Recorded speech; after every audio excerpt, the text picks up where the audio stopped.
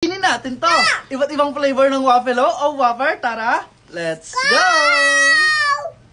First, yung butter caramel. At eto yun guys, pero syempre bago namin kainin na Amarian, don't forget to follow me and comment sa comment section. Next kakainin natin ha. Uy! Hawak pa. Oh, get one. Yay!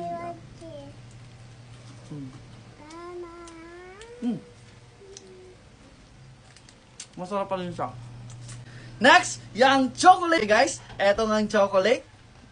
Tikman na natin. Yeah! Bye-bye!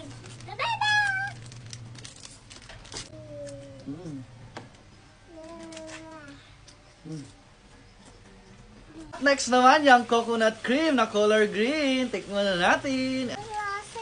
Tikman. Masarap siya. Like, follow, comment, and share. Bye-bye.